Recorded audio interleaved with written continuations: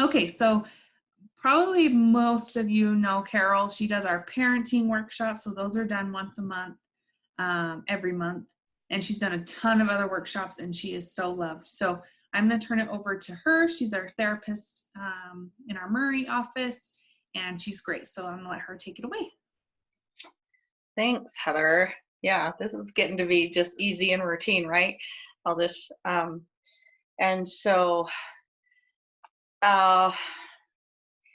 yeah, and this is why I do this, and I love it, because the subject like this, and like last week of like seeking to understand first before you're understood, how it five of Covey, like all the workshops, all the different subjects are just fun for me to do, because I can say, hey, family or client or community or company, go watch this. There's some education in there. There's some tips in there.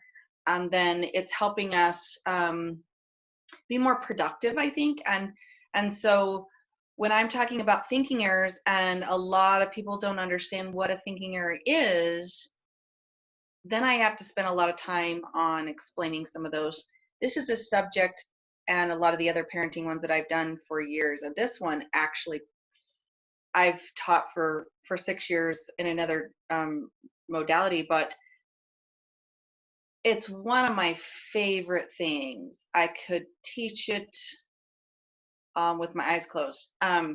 So it's something that's very, very important, and I have a high level of passion for, because it makes everything else matter.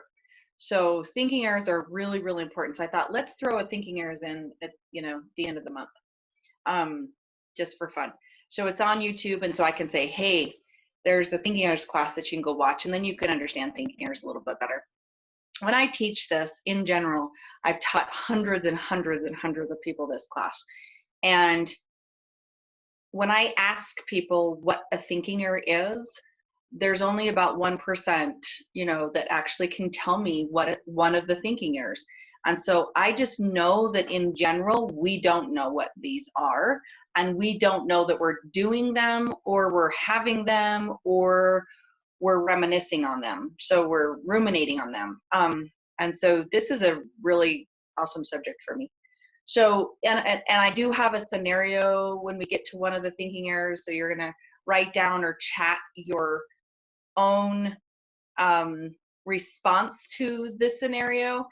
And I always get the same ones, and so it's really fun for me. But you're going to do it, since we're not talking back and forth, and we're just going to do it that way. So you can chat your answer, or you can just write it down. So if you're in a place where you can get paper and pen and write down some thoughts when you're doing this live, it makes it all more relevant in the moment. So you'll forget what you were thinking in the moment, like, wow, I really do that thinking error.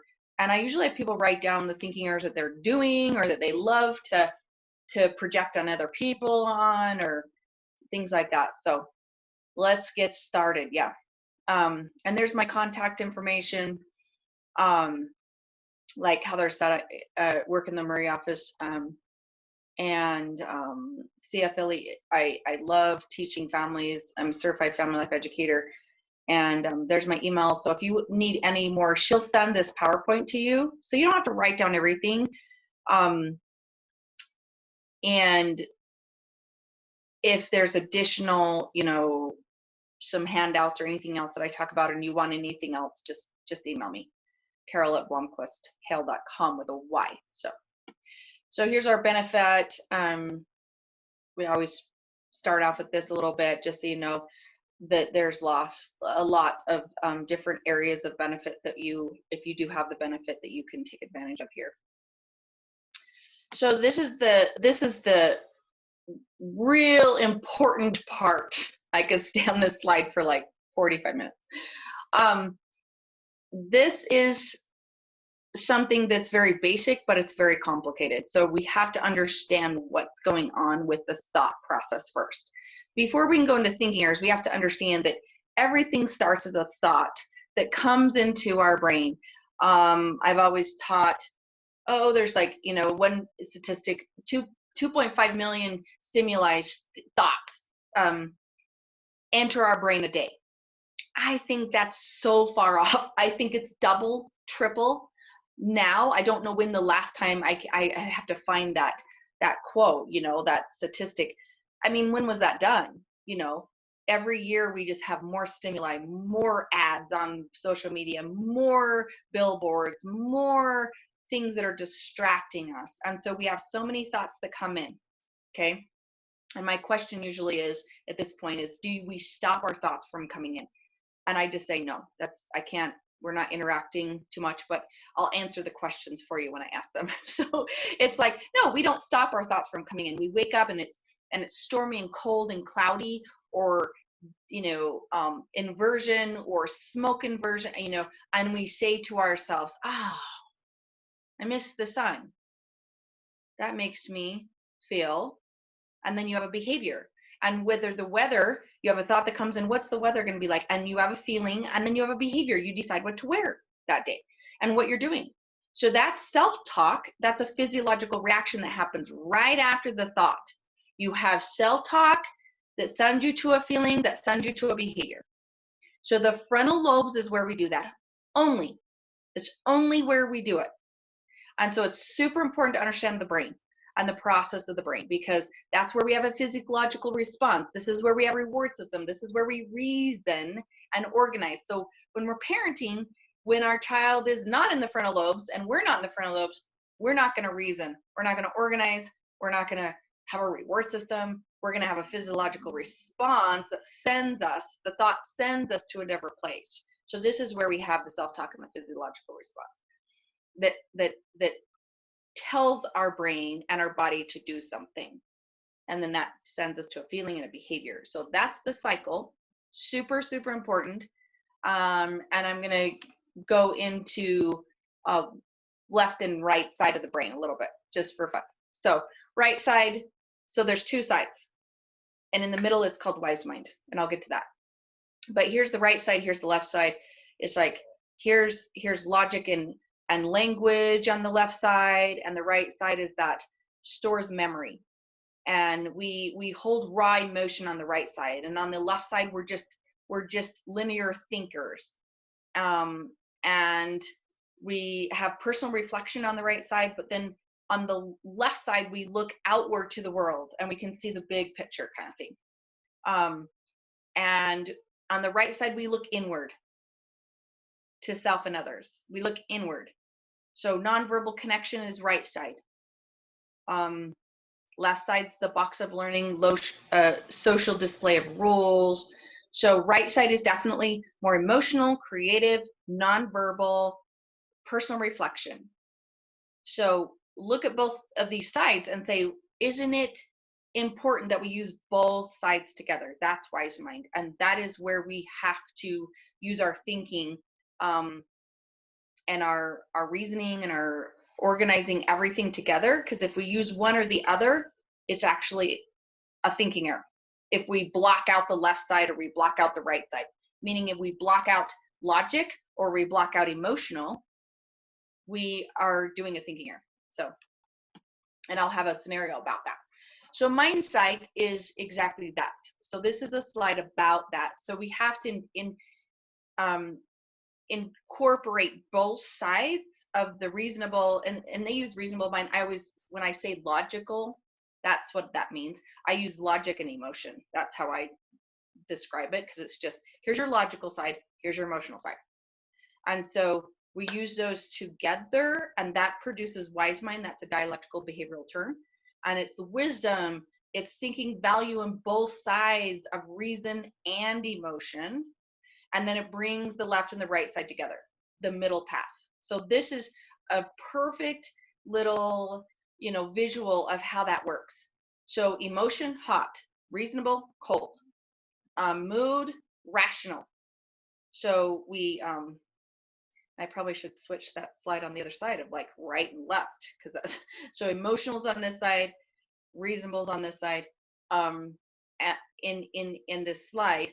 And so here's what happens is it brings it all together. So when in emotional mind, We're ruled by our moods and our feelings and our urges. And when we're in reasonable mind, logic mind, we have facts and reasons and logic, and values of feelings are important. So the value of the feeling, but here's the feeling. So this is super, super awesome. I love this subject.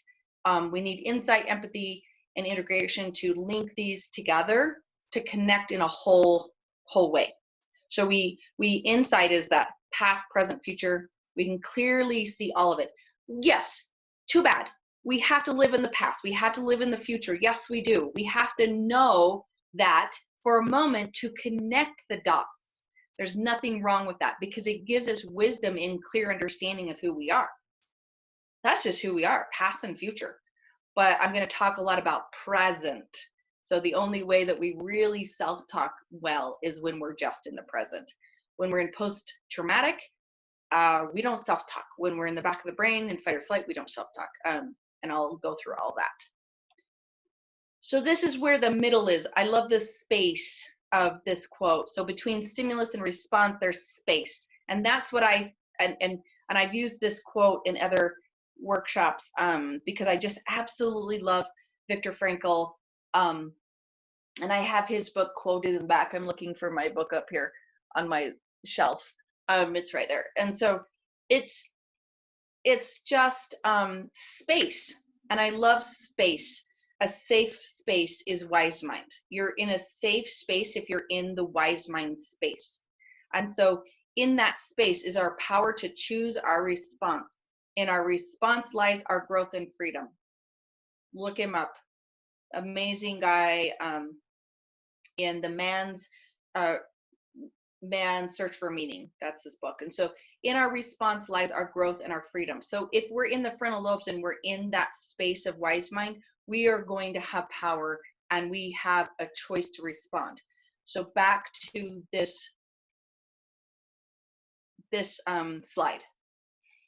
We don't have power over our thoughts and our feelings all the time. We really don't. But what we do have power over is our behavior. I have no power over what comes into my head, into my thoughts, into my my just things that pop into my head. I have no way to stop that. If anyone, I've always tried to ask and figure, has anyone got that power? Because I would like that power, but we don't have that power. We'd have to be a magical being. And we are magical, but we're not that magical. And so what comes in just comes in. Things that just pop into our head, I have no control over. And then that produces a feeling where you have all of a sudden so think of this example of like all of a sudden you're just doing something and something just pops into your head that was from 10 years ago, or that was hurtful, or that was happy. And then that produces that feeling. And then you have a behavior of, oh, I need to call that old friend. And then you call somebody because that popped into your head. Or you just have this memory that pops up randomly. And of course, there is stimuli and triggers that do that, like a song or a smell, and you think of those things. You don't have any control over that. That's your subconscious, that's your ego, all kinds of things. But we do have control over our behavior. But the arrow that goes in this slide, and by the way, if you can't see my screen, hopefully you can go over this again and listen to it and look at the PowerPoint on a different, if you're busy or you're driving. Some people kind of just listen and do some multitasking. But so I try to remember that you might not see my screen, but this arrow goes to the thought, the arrow goes to the feeling, the behavior goes to the thought. It's a cycle. So if we have a different behavior, we definitely are going to have different thoughts. If I have a behavior of throwing out a thinking error out of my head, out of my life, I'm going to have better thoughts about that. So it does make sense. You do have some power over your behavior for sure. Okay, so here's the definitions of the thinking errors. These are the top 10 basic thinking errors.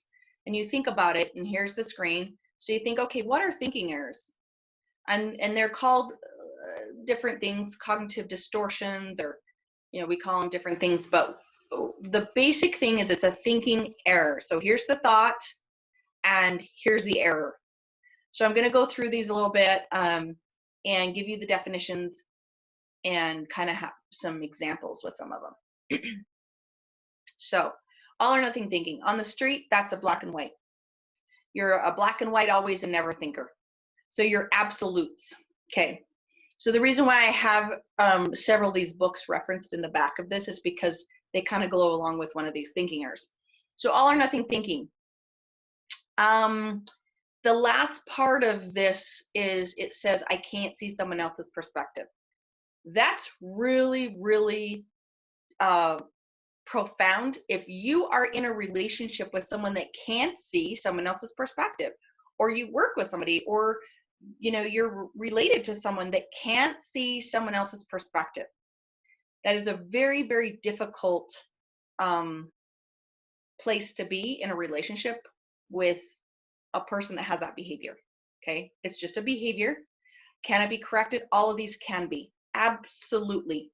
But we can't correct them if we don't understand them and watch them and be present with them and be proactive with them and repair it when we mess up, because we're not going to be perfect.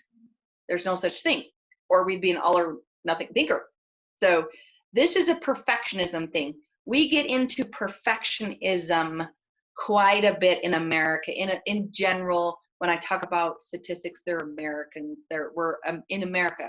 We have lots of perfectionism. My top 5 book, one of my favorites, Gifts of Imperfection. How do you get out of being in a perfectionistic world, right? So if you're a black and white, always and never, that's 100%. You're always late and you're never on time. And then I can't see your perspective. So back to the books. How to Avoid Falling in Love with a Jerk tells you what a jerk and a jerkette qualities are, what a definition of a jerk is. And one of them is they can't see your perspective. That's a jerk or a jerkette. And then the second part of that is they violate your boundaries. Well, if they can't see your perspective, I almost guarantee the person's behavior is not going to be able to follow your boundary. Because if they can't see your perspective, they're going to be a boundary violator. And then the third part of a definition of a jerk is someone that dangerously lacks emotional control. And I call those the plate throwers. So if you can't see how it leads to, I can't see your perspective, now I'm going to violate your boundaries, and then I'm going to have emotional distraught and dangerously use my emotion against other people. It gets real deep that way. So overgeneralization. You take one negative event and it's a defeat pattern to everything. I got fired twice, so now I'm pretty sure I'll just get fired, so why even try, and I'll just wait till I get fired at my new job. Discounting the positive. It's basically just like it sounds. We really focus on the negative. So watch what you do in the next couple of weeks after you go through this list. We in America statistically really are good at focusing on the negative. A group of people are given information this way, and a group of people are given information this way, and man, do we focus on the negative over and over and over again. So positive perspective is just minimized. There's not a positive. Teenagers and adolescents right now, which is my adolescent brainstorm class that is on a webinar past last month, talks about adolescents from 10 to 26. So that's my broad 10 to 26 now. That's adolescence. And so we're having a hard time in adolescence with thinking errors and really discounting the positive. We're really having a hard time with that. I've seen this, and it just depletes thinking errors. It adds to the thinking errors. It depletes us. It depresses us. It puts strain on us and pressure and perfectionism. So we're trying to combat this, and it's amazing how many thinking errors people have when they're talking to me of overgeneralization or discounting the positive or really black and white. So when you're saying always and never, always and never, always and never, you're never on time, you're always late, you're never going to amount to anything because your room's never clean. I promise you, your kids and your teens' room has been clean.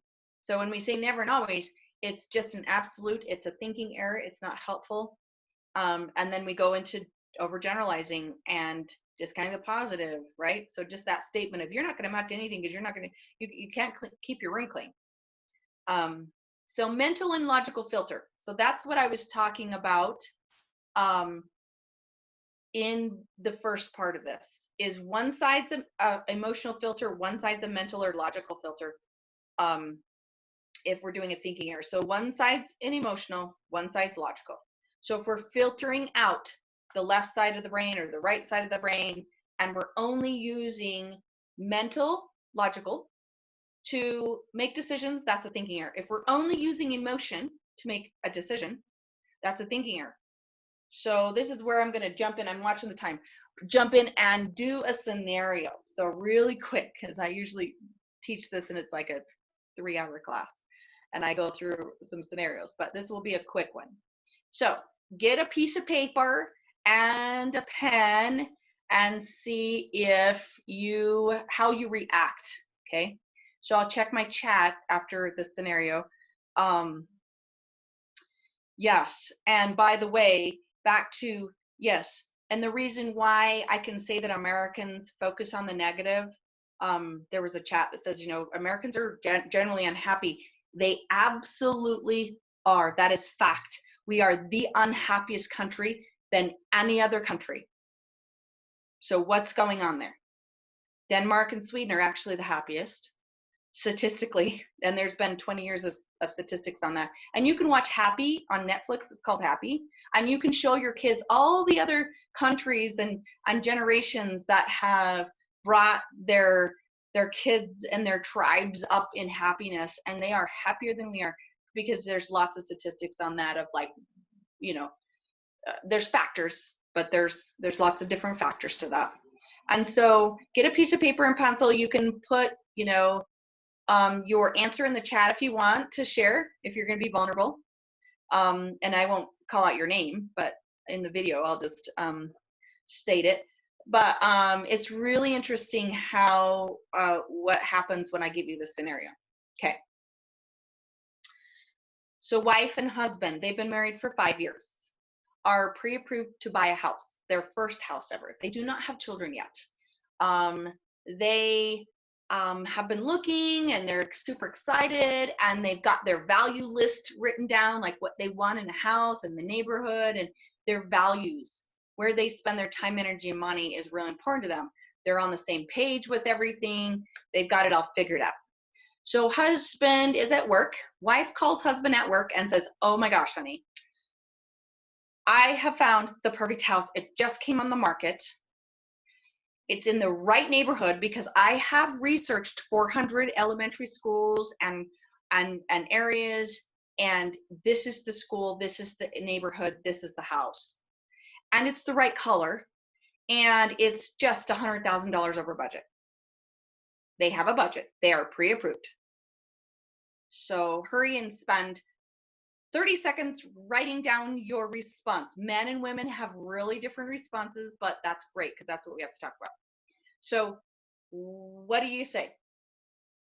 Husband, as the husband, what are you saying? And as the wife, she's super excited. I wasn't, too animated about that when I role play that.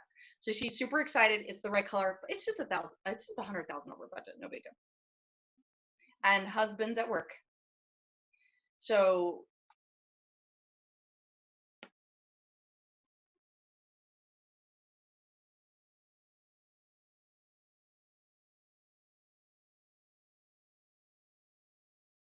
that sounds great, but it's over budget. Let's talk about it when we get home. Sounds great. Let's talk about it. Okay, you guys are good. Here's pros and cons. Yeah, you got to go home and do a pros and cons list.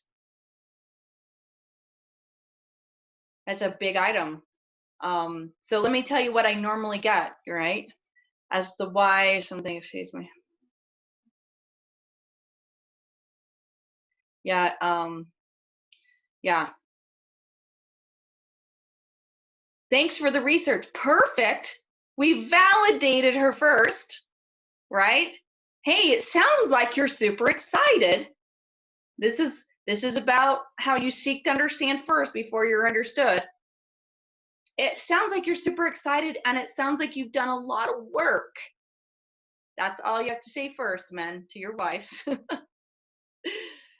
Yeah, so within, we can definitely take a look at it. Okay, sure. Let's take a look at it. Is there any, because if we're jumping to conclusions, we're jumping to conclusions that we're buying this house. She didn't say, we have to buy this house. She just said, it's in the right neighborhood and it's the right color, you know? Okay, so this is what I normally get. All these are great. Is no way. I've had some swearing, divorce.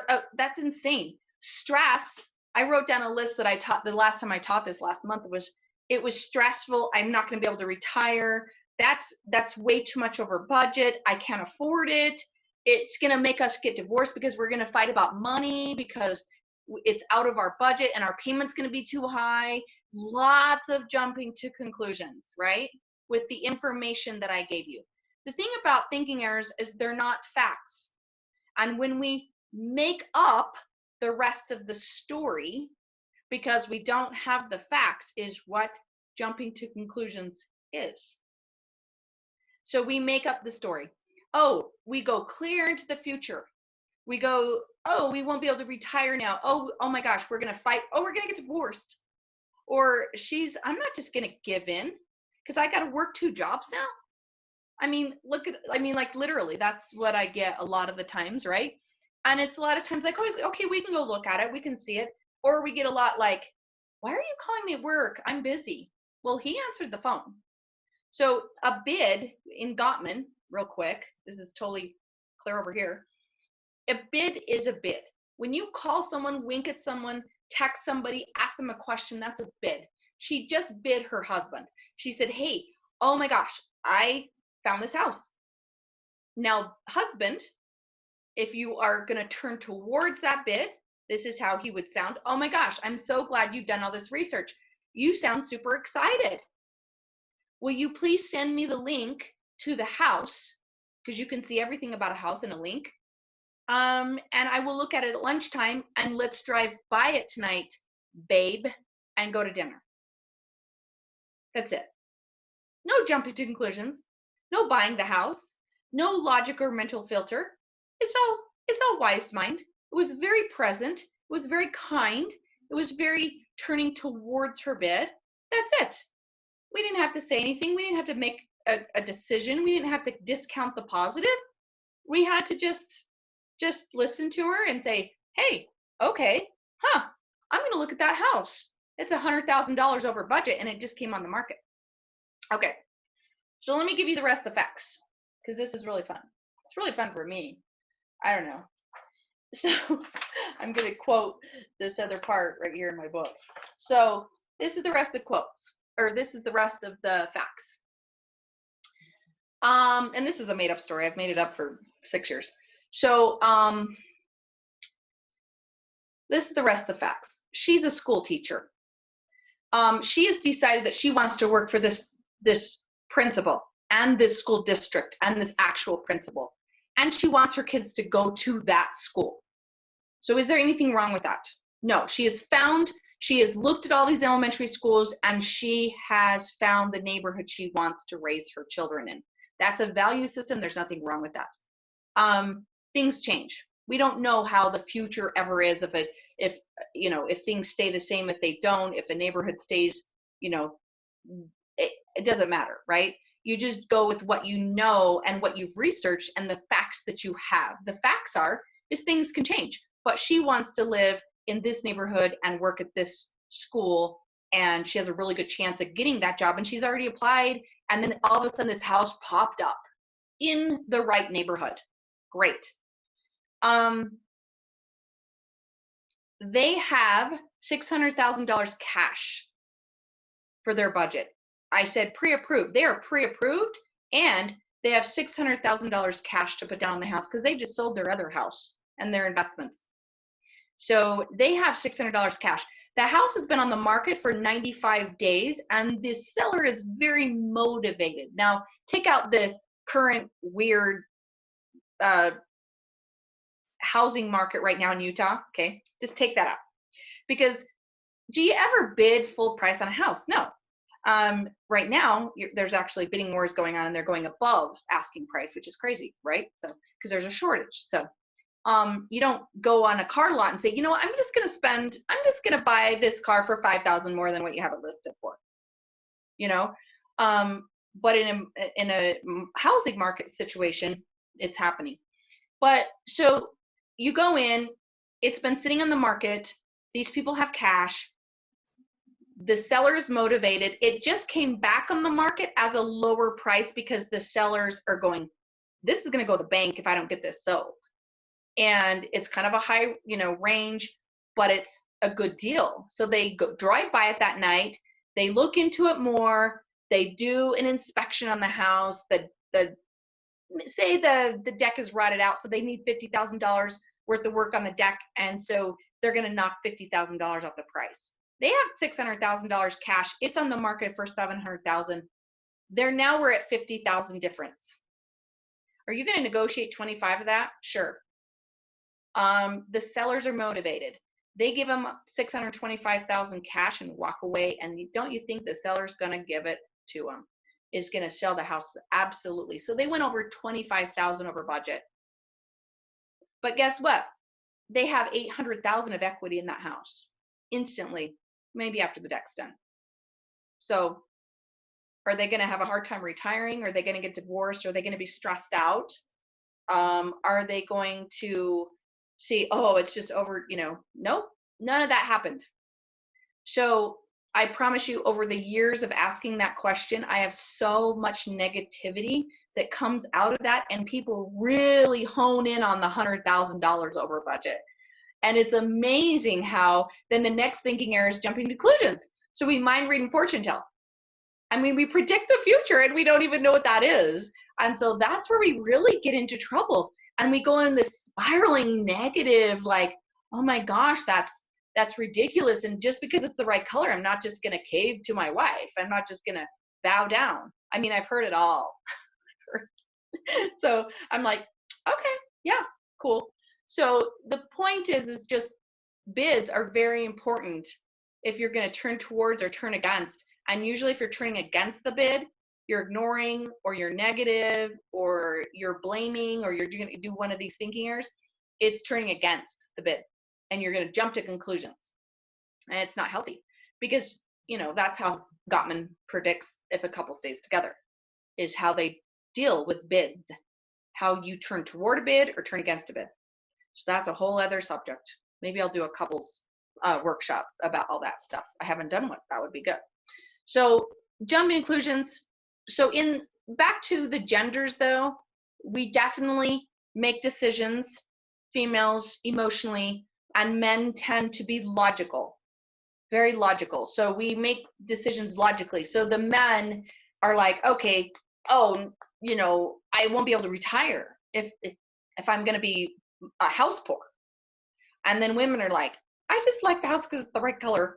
And so we end up being, we just need to pull those two together, which is great because we have, and I've had some couples in my class go, well, I'm the logical and he's the emotional one. I'm like, perfect. You make a great team.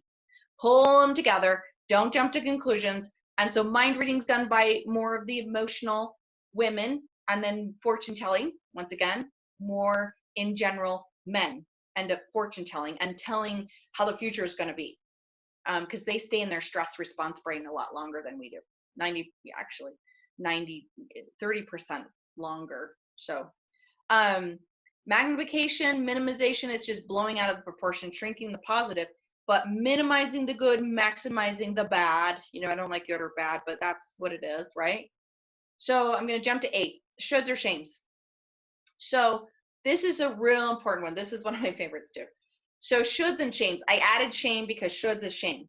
So this is how it sounds. It is like, ugh, I should have done this. I should have done that. I should exercise more. I shouldn't eat that. I should have gotten gas in my car. I shouldn't have married him, her. I shouldn't have played, the Xbox so long because I didn't get my homework done. I should clean my room. I should. And it makes me, every time I make that list or say that list, like inside of me just like sinks a little bit. Like it gives me anxiety a little bit inside my body. So, but it should, because shoulds are awful. Shoulds are shame. Should is shaming yourself. And shame is something that I will constantly talk about. And I have Brene Brown, referenced in the back of this PowerPoint about 16 times. And so just go into her shame stuff, because that's the gifts of imperfection.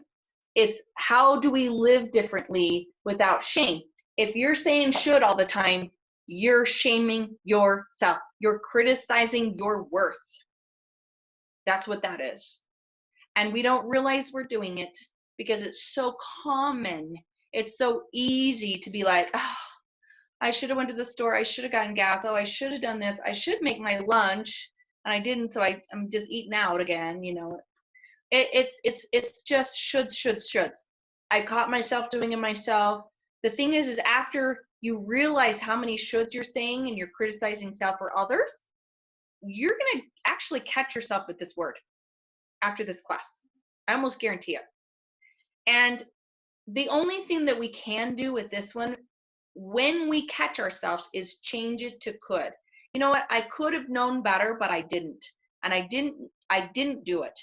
And so now I'm going to repair it. So when someone says you should have known better, you should have learned your lesson. You should have done your homework first. You should clean your room. You should. I promise you, every parent I talk to has a hard time with this. You know what? You should just keep your mouth shut until you should just listen to me. I mean, really.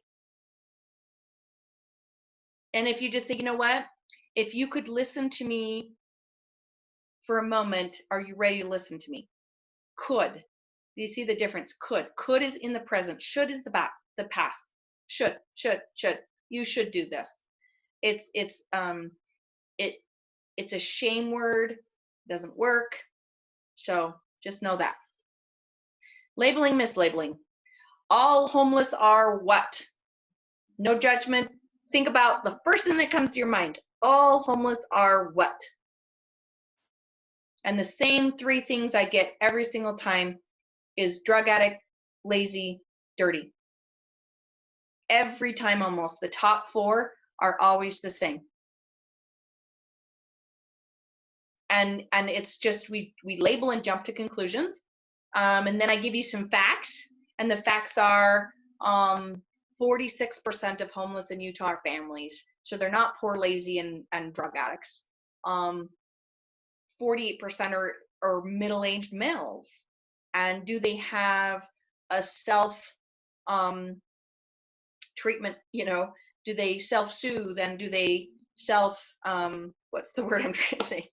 With drugs? Yes, they do, because they don't have the things that actually need them to go up the hierarchy, which is just food, shelter, and water, and health insurance. So, but yeah, so I'm glad you have less thinking errors than my normal classes of like, they're just sad. They're, and a lot of times they're not sad. And they're human beings. They are.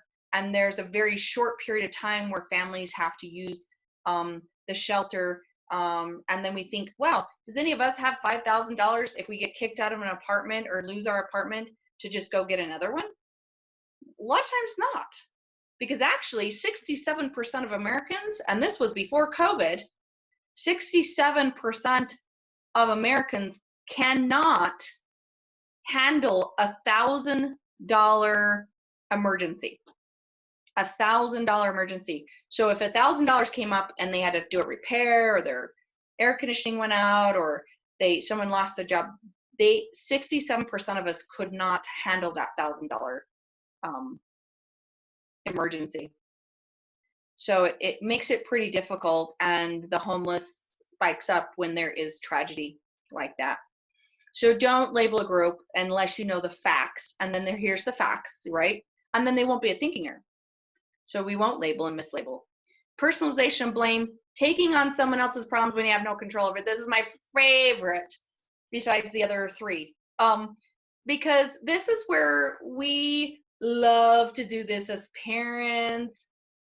We take on our kids' problems when we have no control over it. Now, if you own some of that problem, great, own it.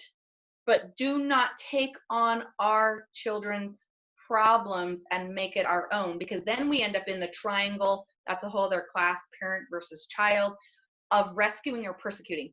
That's what will happen. So when I see a parent rescuing or persecuting instead of coaching and challenging, we're taking on their problems. When we're rescuing, we're keeping the problem in the victim role. So, and then if we deny the role that we play in something, then that's blame. That's a thinking error. Okay, we got to move on. Move my clock over there. And so let's see. I got to go to my little arrows, I guess, now down here. So this is, I'm not going to go over all this. I don't have time, but this is, I threw this in because this is a whole bunch of other additional thinking errors / defense mechanisms. So you have to understand when we get to the fight, flight, or freeze, that's a defense mechanism. And this is where we get into lots of thinking errors with relationships, and we go into defense mechanism, which is our defense response stress brain. And so we learn how to use these thinking errors and defense mechanisms because of our childhood. So we go into denial, shifting the focus, blaming the victim, intellectualizing.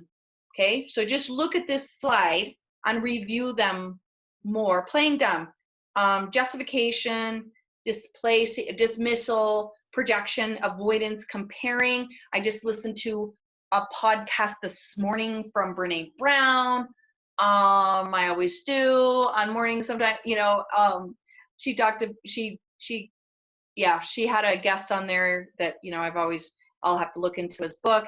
But comparing gets us into so much trouble in our thinking errors because we don't have the facts. We compare without facts. These are all non-facts. So we play dumb because we don't have all the facts. We justify because we don't have the facts. We want to explain, and we go over our behavior over and over and over and over again. So I see people justifying, and I'm like, stop explaining. That's a thinking error. It's also a defense mechanism. And comparing is also a defense mechanism to make us feel like our ego and our self-worth is better. Don't we do that in America? Displacement, one of my favorite things that I see most people doing out of all of this is the boss yelled at me, so I went home and kicked the dog. We kick the people that we hurt and the people that we love the most. And we hurt the people we love, and we love the people that we hurt. And it's all in our own little home the most. We don't displace as much on a complete stranger on road rage or the flag lady. Sometimes, and people flip off the flag lady, or we have road rage, or we displace on, we're doing it more right now. We're displacing on regular people that are complete strangers. We are shaming and displacing because we are way more irritable than we've ever been for a long time. And that's there's lots of factors to that. There's COVID, and we're just irritable. And so we're displacing. So that is where we kick the dog when they are the closest, safest person to us. The safest person gets displaced on, by the way. So if your kiddo is displacing on you when they have a bad day at school, just go, oh, I am the safest person for you. So I guess that means that you're going to take it out on me. Not fair. There has to be some boundaries and limits, but just understand what's going on. Narcissistic traits are entitlement, grandiose, and revenge. A little bit of vindictiveness happens in there. One-upping. So you have to one-up. We've all seen it. We've all done it probably. But these are just consistent. Where it happened, what's wrong with this is where we impair our lives because of it. Okay, so how you do the self-talk. If we're in our frontal lobes, you ask yourself, is this true? This is how you get rid of or try to figure out if you're having a thinking error. Ask yourself, is this true? How does this make me feel? And what if I didn't hold this belief? Now that last part, just go to the book, Crucial Conversations. It's referenced in the back, because that's where you can say, I need to get rid of this belief system. And that book teaches you how to do that and have a crucial conversation. The 4 main reasons why we don't self-talk. You have to understand this. I've gone over what self-talk is and where we start with a thought. But when we're not self-talking, we're in the midbrain and fight, flight, or freeze. Number 2, we're in burnout. We're impaired. I didn't have a slide for that. We just know what that is. It's 0.04. That's a couple beers. We start the impaired process, and any controlled substance, any illegal substance, any benzo, any, like, all of those are controlled substances that impair the brain and sometimes don't help self-talk very much. And a mental disorder, when we're in the back of the brain with PTSD, autism, ADHD, OCD, panic disorder, agoraphobia, I could go on, there's about 14 of them. We don't have the ability to self-talk as much. So think of an autistic kid. They don't self-talk, they can't process. So the processing and focus is up here too, right? So we're focusing and processing. Oh wait, I can process this sensory thing. I can process that noise. And you can self-talk yourself and say, oh, that's just that kid, or that's just this, and I'm gonna be safe. That's self-talk. When you're in PTSD, you don't think you're safe. You're in fight, flight, or freeze. So if that makes sense, there's not much time to talk about that. But those are just the basic understanding of why we don't self-talk. So don't try to get someone to reason with you and self-talk when they're in fight, flight, or freeze, burnout, and have a mental disorder that's not treated. Okay, it has to be treated. Impairment, 4 to 6 hours, blocks the frontal lobes. That's what it does. So aggression is fight, passive aggressive is fight, and flight is passive aggressive. Passive is freeze. So your fight, flight, or freeze, just know that that's when you're in the midbrain and you aren't self-talking. You don't self-talk when you see a car in front of you smashed and you don't say, oh, heck, should I take my foot off the gas and put it on the brake? Oh, maybe I should swerve. You know what? Maybe I should just freeze. Maybe I should do nothing and I'm just going to freeze and I'm just going to smash into the car. So you're going to do one of the three, but you are not going to self-talk. I guarantee you. You're going to just react because our brain is built to survive and save us, and we're not going to die because we have a survival stress response brain. And we've got to celebrate that. But we can't stay in it. We can't stay in aggression. We can't stay in passive aggressive or passive with our relationships. We cannot. It doesn't work because you're not self-talking, remember? So it doesn't work. Aggressive doesn't work. They're all abusive, passive aggressive, and passive. In relationships, when we stay in the midbrain with the response, the stress response brain, we're just aggressive to people. So assertive is direct with respect, and you say to yourself, I feel, this is how I feel, this is what I need, and I'm willing to do this. And that's how you do assertive behavior, and it's the opposite of these three. And you observe your thoughts and emotions. So next is thoughts, right? Next is emotions, because after the thought, you have an emotion. So this is just a mindful cycle, back to that mindfulness and wise mind. That's how you get there. And here's an emotional cycle handout. And so I just put this on a slide because you do have to know how you feel.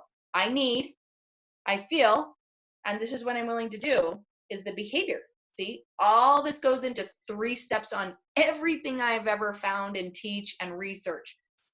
Thought, feeling, behavior. I need this. I feel this, and then I'm willing to do this. And that's the behavior.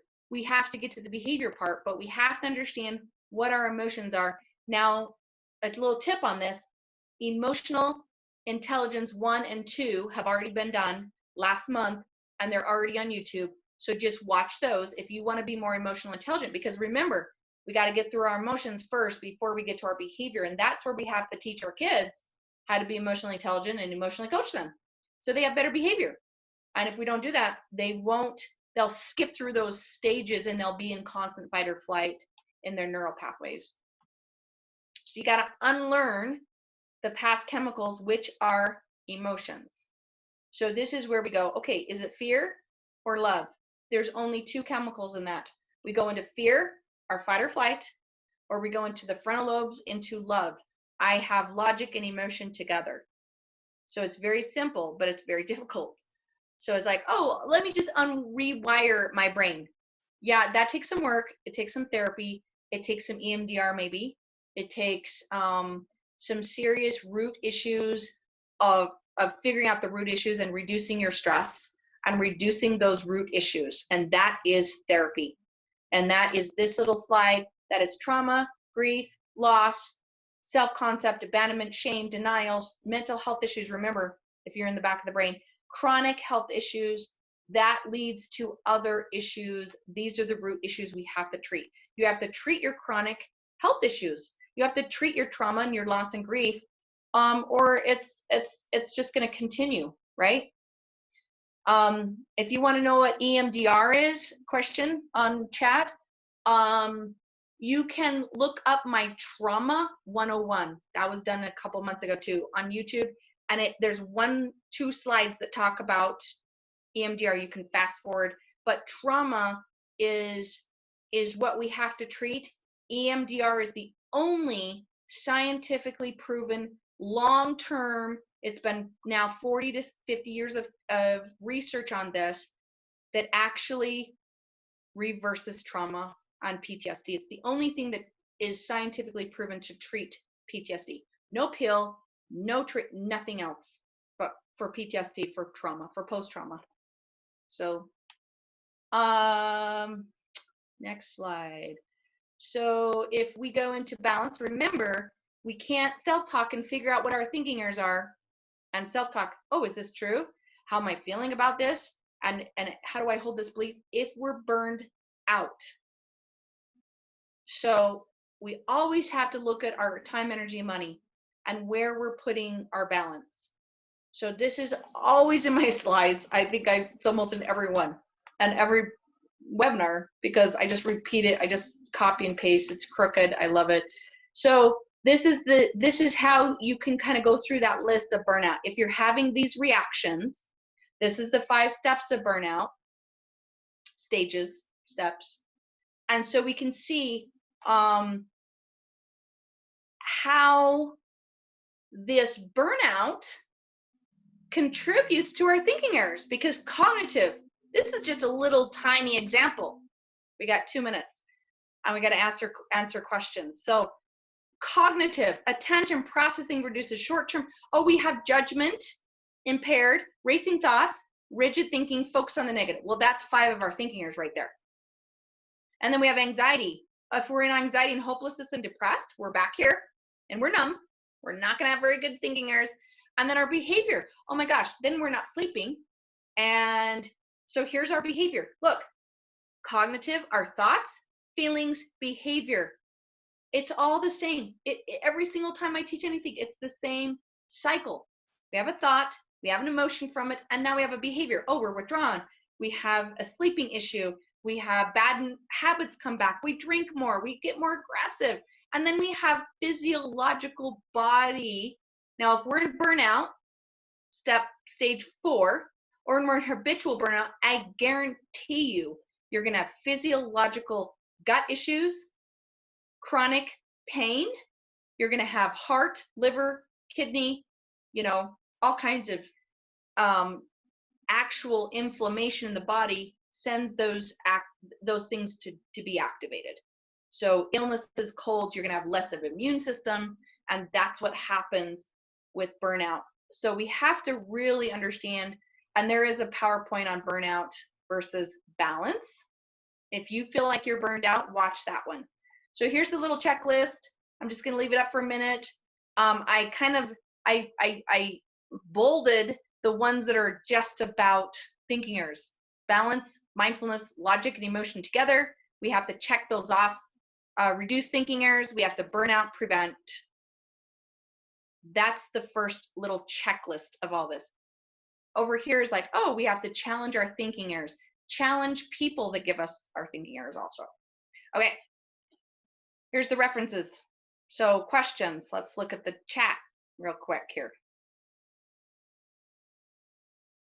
And the stuck in the overthinking. So I'll just hurry and answer that one while Heather's jumping in. So this is the thing. If you want to marinate your ribs, you're going to marinate them. This is what I call marinating thoughts. marinate, marinate, marinate. You put them in the fridge. You keep on putting barbecue sauce on them. You keep on putting spice on them. You marinate your ribs. And it's like, why can't I just cook them and eat them? Because they're going to be such a good reward. But instead, we just keep on marinating, which is ruminating on a thought. Now, if you act on that thought, we get a little bit obsessive and then compulsive. So that's a little OC. So it's compulsive. Oh, and then I'm going to act on that thought. And that's where we go into the behavior. So if we're stuck on something, mind dumping works. We got to just mind dump. But when we come on that same story, but that's your belief system. So that's crucial conversations. We got to get rid of the belief system. That's what EMDR did for me. That is exactly what we have to go into, the root issue. The thinking error story that we had from our childhood, that's the root. And EMDR helps with that. Exposure therapy helps with that.